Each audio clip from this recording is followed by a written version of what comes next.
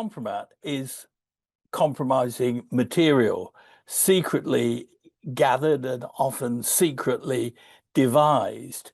It's a standard secret police technique developed by the Soviet secret police, the NKVD, in the 1930s, and has been developed and used ever since with a lot of success, unfortunately. So the purpose of compromat is twofold. First of all, to recruit agents for the Russian state, and secondly, to, in an era of social media, to discredit politicians and the democratic political process in general, displaying them as corrupt. Usually in compromat, there is a sexual aspect to it. That is really important. The point being that if you say true things about somebody's sexuality that they have been concealing, they don't want the public to know about, you are making them very vulnerable indeed, either to recruitment or to being used as part of a wider strategy of discrediting Western politicians. And people will know that Putin in particular, you cannot begin to understand Putin if you don't understand which university he went to, that is to say, the KGB university. And he was brilliant at it. At a very early age, he was the top man in the top KGB job in communist East Germany. And all his techniques come from the tradecraft of the KGB, and the KGB's tradecraft comes directly from Stalin's NKVD in the 1930s. So it's a very, very powerful tool in the hands of cynical and well-developed strategists in Russia. What has been remarkable about Putin is the fact that somebody who, yes, he was important in the KGB, without doubt, but a very young man, and that out of this very young man, you had somebody that could get into regional politics in St. Petersburg, and then very quickly rise up to become president of Russia. That's extraordinary. And what it suggests to many observers is that he has used the tradecraft of a Soviet intelligence officer to elbow out of the way those who could have been his rivals.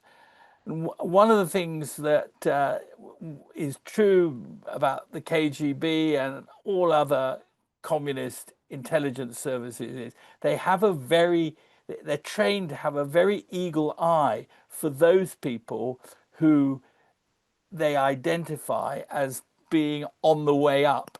And if you identify people who are on the way up, then you can disable them and get rid of them without necessarily having to kill them. So, you know about the sex tapes, but one can think of many other examples. So this is a tradecraft issue for Putin, and you can go through many other people who Putin and Putin's advisors have tried to get the better of by photographing them, with two women in a hotel room and so on. It's all blindingly obvious. But sex, first and foremost, and money. These are the things that Putin has used to have power over people.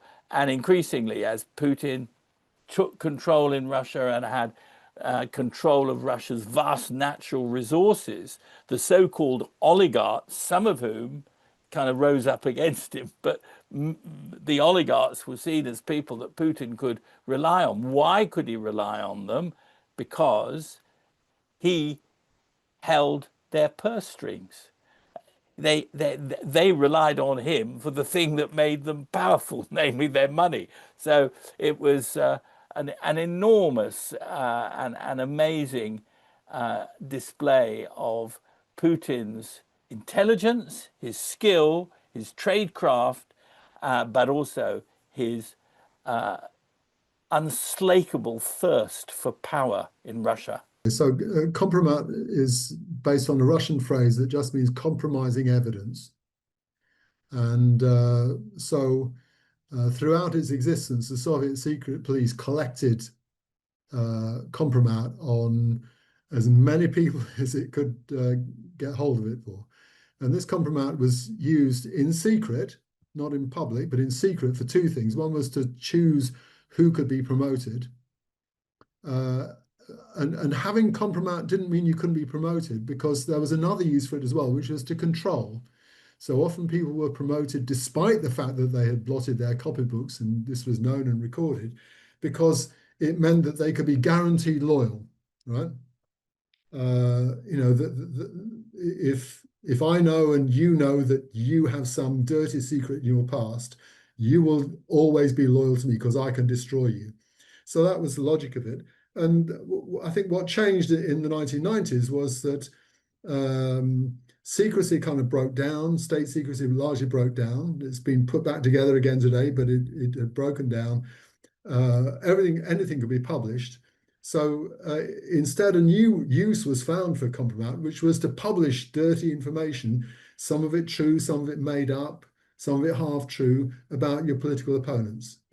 And so that became part of the Russian political process. But all the time, the organization with the biggest access to people's dirty secrets was the secret police, which had huge experience in gathering those secrets by informers, bugging people, planting cameras and recording equipment and so on. So intercepting posts and so on. This is the sort of thing that was bread and butter for the Soviet secret policeman. So it's been a part of Russian political life for the last 100 years.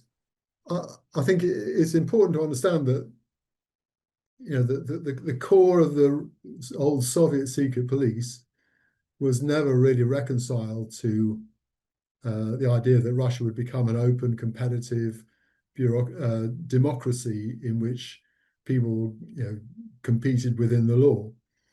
And from the first moments of the new Russia, they were intent on making long-term planning for a future in which the old Cold War confrontations would be resumed, and they would need to control society as before.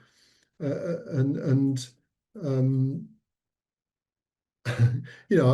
think it's a nice anecdote about Putin that he suddenly felt more at home with this, using this kind of stuff, actually using it in a new way for the KGB, because the KGB didn't. Well, okay, let me offer you a distinction. This is not how the KGB used to behave at home, because at home, compromat was secret.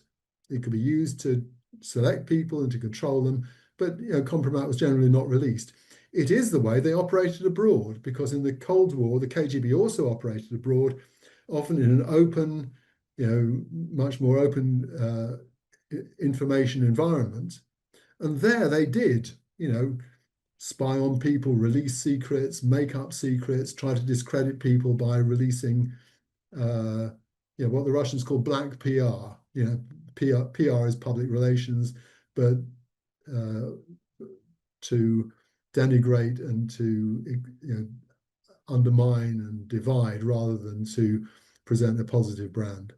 So the way they operated abroad simply came home. And so Putin was already at home with these sort of ideas. He'd been stationed in East Germany. He'd know how the KGB operated in West Germany, to plant rumors, or to sort of leak facts, true or false, So he was at home with this kind of operation. It's going to continue to be one of the fundamental mechanisms for a long time to come. And one thing I would just say is, I've talked about compromat being open, but through all this process, you've got to bear in mind that what is what has been, what was, what has been, what will be released to the public will be a proportion of what the KGB and others hold. Because the idea that compromat is a threat that you can use to control others remains very important.